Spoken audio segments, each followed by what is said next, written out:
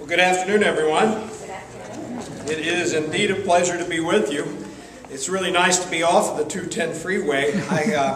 I just moved back here in September, and back when I lived here 27 years ago, Sunday there was no traffic.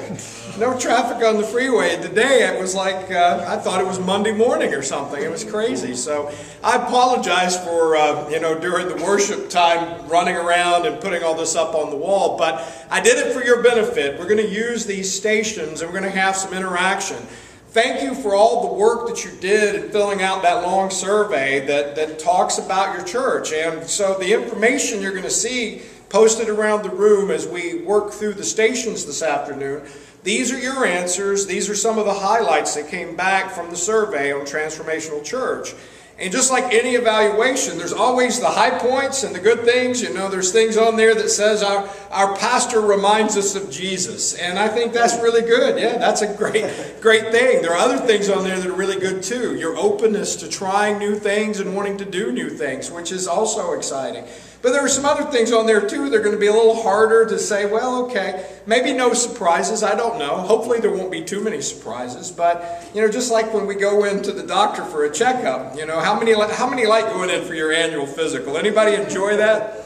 It's usually not a really fun thing to do because, you're thinking, okay, how's my blood pressure? He's going to tell me to lose weight. Every time the doctor tells me I'm overweight, I just tell him I'm under tall. And so we start with that.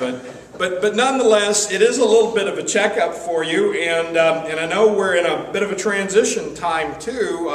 Pastor Burmy and I have been dreaming, scheming, praying, thinking about what could be, and during our mealtime we'll talk more about what could be. But during this time we're going to have like 3 different aspects to what I want to do during our time. I want to first turn to Acts chapter 20. I want us to think about the life of the Apostle Paul, and in so many ways his life has been a reflection of what we've gone through even as a church and a denomination in a lot of aspects. But I want us to turn here and I want us to think about this part in Paul's life of how it applies to us both individually and collectively as a church. In Acts chapter 20, the Apostle Paul is giving a speech to the church at Ephesus. He is leaving. This is his final farewell. And so this is the summary of what he told to the church there in Ephesus. I want to just read a few verses of this passage. In Acts 20, verses 22 through 24. It says here, "And now compelled by the Spirit, I'm going to Jerusalem, not knowing what will happen to me there. I only know that in every city the Holy Spirit warns me that prison and hardships are facing me." Whoa. Every city I go into, the Holy Spirit is warning me that prison and hardships are facing me. However, I consider my life worth nothing to me, if only I may finish the race and complete the task the Lord Jesus has given me, the task of testifying to the gospel of God's grace. May God add a blessing to the reading of His Word. Amen? So I see what's going on here with Paul. There's some things I just want to highlight. Again, let's reflect on how God works in our life. He makes 3 references here to the Holy Spirit in this short passage. He first of all says that he's compelled by the Spirit.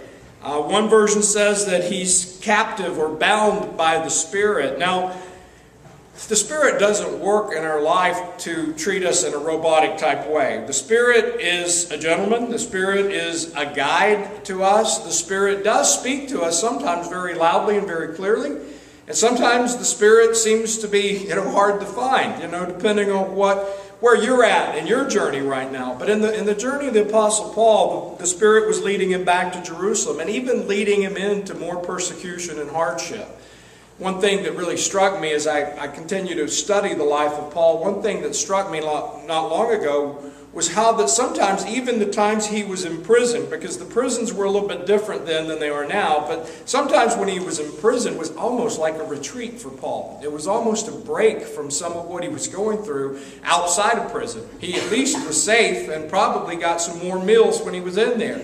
So, we read about him praying when he was in prison. Well, maybe he really had the Spirit to pray because it was a break for him, but that's a side point. But nonetheless, the relationship that Paul experienced with the Spirit is not unlike the relationship that we have with the Spirit today. It's a deep, trusting relationship looking to the Spirit for guidance in each step of our journey. And that's the relationship Paul had. The Spirit wasn't, somehow treating him like a puppet on a string, but there was a deep, abiding relationship there, and the Spirit did offer guidance. So, another reference that's made here is the fact that the Spirit was also guiding and warning him, so we saw that.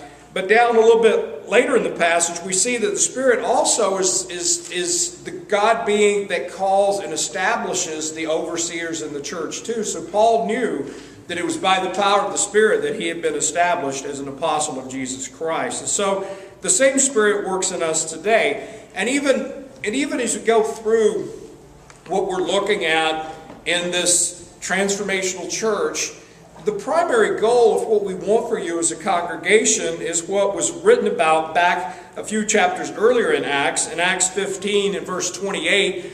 That whole chapter, there's a lot going on there. You could preach multiple sermons from that one chapter alone. The council at Jerusalem, where they're coming together.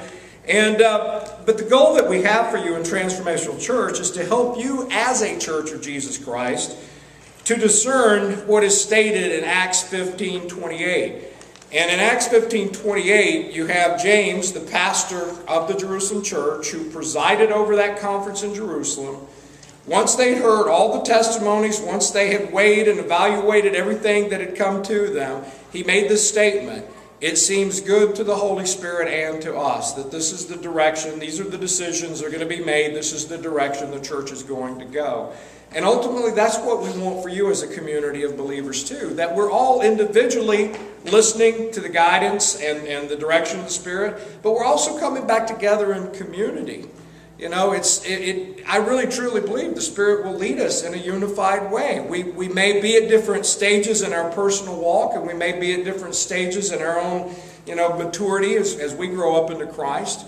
And yet the Spirit is a unifying Spirit. And so I trust that as we evaluate things here today and we look at the condition of the congregation, that we think about how the Spirit plays a role in guiding us.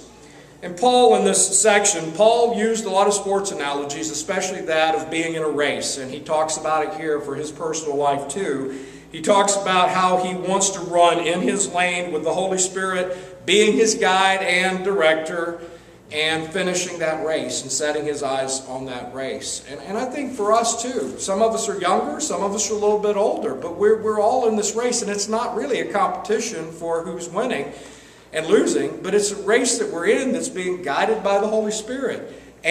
But we do go forward to the completion. Paul wanted to complete the course and to complete it strong and to complete it well.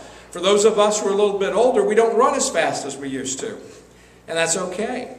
But we continue to be in the race. For those of us who are younger, it's time to put on the track shoes. We might even do a little sprinting from time to time. But ultimately, we are in this as the Spirit is guiding us, leading us, and directing us. And so that's just an important ground rule to think about as we go through this.